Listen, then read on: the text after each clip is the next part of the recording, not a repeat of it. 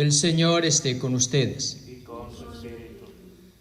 Del Santo Evangelio según San Juan. Gloria a ti, Señor. En aquel tiempo, Jesús dijo a Nicodemo: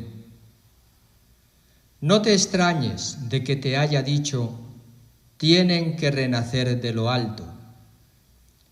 El viento sopla donde quiere y oyes su ruido, pero no sabes de dónde viene ni a dónde va.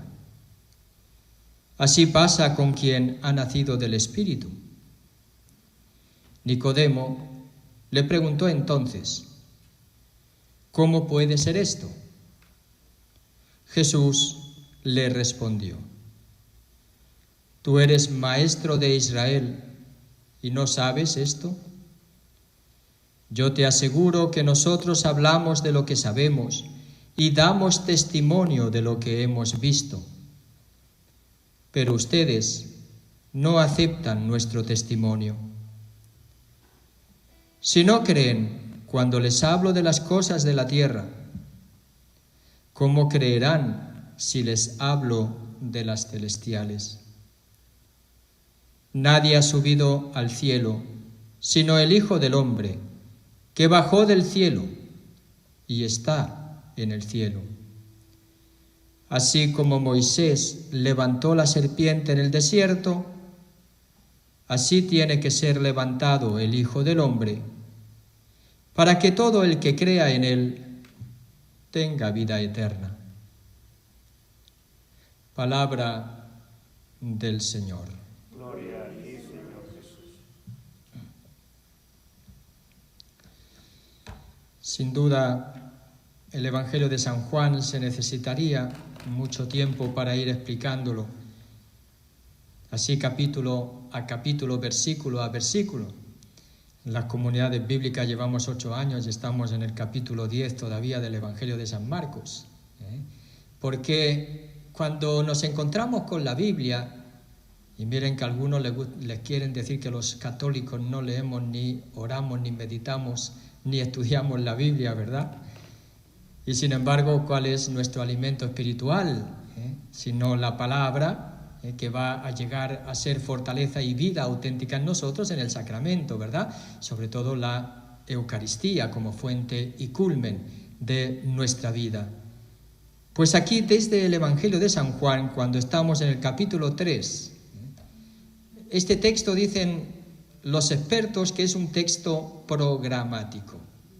¿Qué significa eso de programático, verdad? Algunos a lo mejor no estamos familiarizados con esta palabra. Pues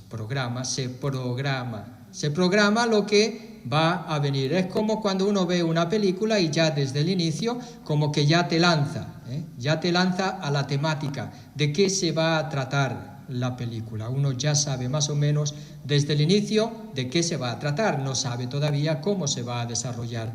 Pues eso es. Juan nos presenta el programa de su gran obra, su Evangelio, en el que presenta a Jesús como aquel puesto, como la serpiente que puso Moisés en el desierto levantada. Tiene que ser levantado el Hijo del Hombre para que al final del Evangelio, cuando sea levantado el Hijo del Hombre, todo el que lo vea, lo mire, pues crea en él y tenga vida eterna.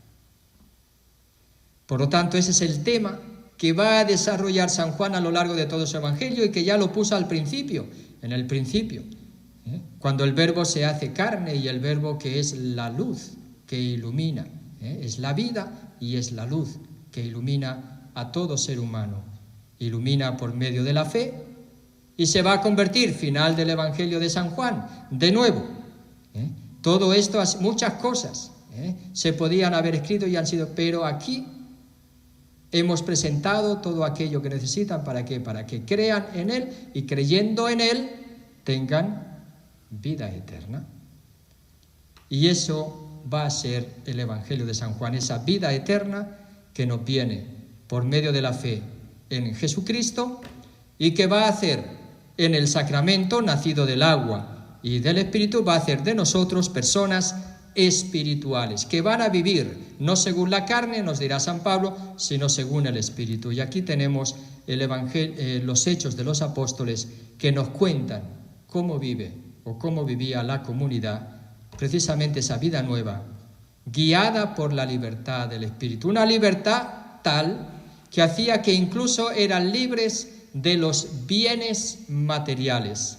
Hoy el Papa Francisco, comentando, y se ha centrado en el libro de los Hechos de los Apóstoles, y a mí me parece que realmente tenemos que centrarnos en este día en este texto, porque es el ideal de una comunidad cristiana. Aquí está el ideal. Yo al principio de venir a la iglesia de San Patricio les presenté este texto de los Hechos de los Apóstoles, no sé si conservan todavía la hoja, porque eso es lo que una comunidad cristiana, o a eso tiene que tender una comunidad cristiana. Otra cosa es que lo viva y de qué manera concreta lo puede vivir, ¿verdad? Esto que nos presenta los Hechos de los Apóstoles, es decir, San Lucas, que fue el que lo escribió, junto con el Evangelio de San Lucas, ¿verdad? Ya lo sabemos, pues es el ideal de una comunidad cristiana. Y lo primero, y quiero resaltar y quiero repetir, escuchen al Papa que lo ha dicho mucho mejor que yo, pero creo que es importante porque forma parte de la comunidad.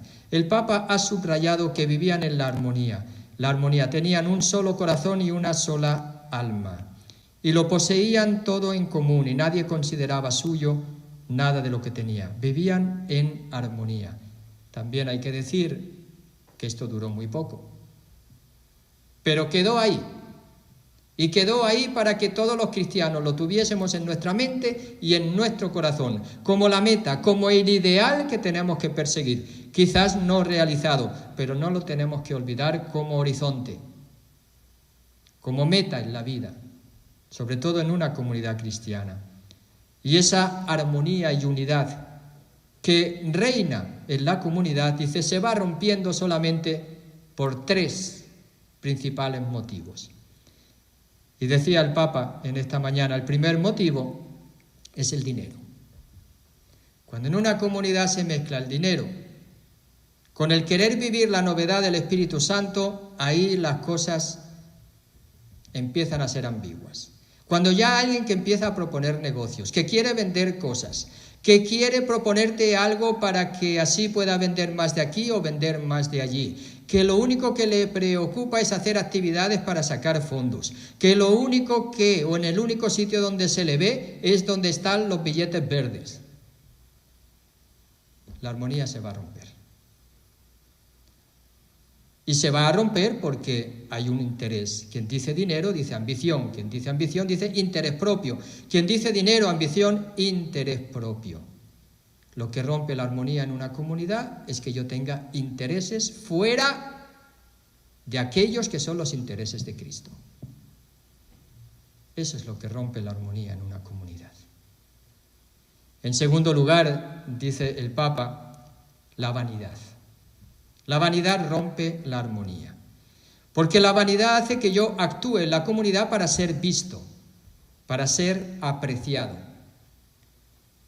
para ser aplaudido, para que me vean y tener así más influencia, para que me den privilegios. Aquello, ¿verdad? Si me das más dinero, te pongo en las primeras bancas, aquellas bancas reservadas para los ricos. Santiago habló de esto muy claramente, ¿verdad? Entra un rico, le cede los primeros puestos, entra un pobre y todo el mundo se lo queda mirando como diciendo encima ¿qué hace este aquí?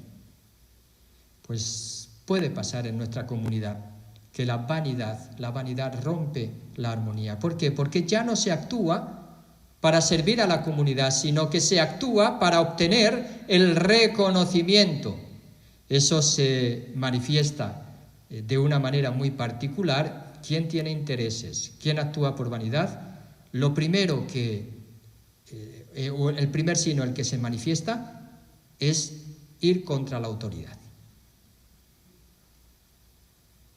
Ir contra la autoridad, porque la autoridad es la primera amenaza. Si este manda, yo no mando. Entonces, si yo no mando, ya no se hace lo que yo quiero. Ahí está la ambición, la vanidad. La vanidad provoca, porque es el que quiere destacar para tener los privilegios, pues provoca la lucha de poder dentro de una comunidad y por lo tanto rompe la armonía. Y en tercer lugar, una cosa que rompe la armonía, nos decía el Papa Francisco esta mañana, los chismes. Y dice, esto ya lo he dicho muchas veces, ¿verdad? Sí, pero dice, es que lo digo porque es así. Y es verdad. Y es verdad. Enseguida tenemos una palabra de alguien que aunque digamos algo bueno de él, entonces empezamos a decir sí, pero... Y ahí ya empezamos a quitarle importancia, como que a bajarlo, ¿verdad? A ponerlo en un sitio inferior a nosotros mismos. Ya cuando empezamos a decir, mira este, mira el otro, y eso que voy a decir no es bueno, sino que ya es un defecto, ya es algo que ha hecho mal, ya es una manera de decir, lo tengo que poner por debajo mío. Y eso es lo que mina, lo que provoca la división en las comunidades. Y es ahí que nosotros podemos pedir, por lo tanto, en el día de hoy, que sepamos aprender, creer, cuando vemos al Hijo del Hombre levantado. Levantado es crucificado, ¿verdad? Pero no solamente crucificado, sino también resucitado. Que creamos en Él, que acojamos la vida eterna que Él nos trae, que de verdad vivamos la novedad de vida que hemos recibido en nuestro bautismo y confirmación.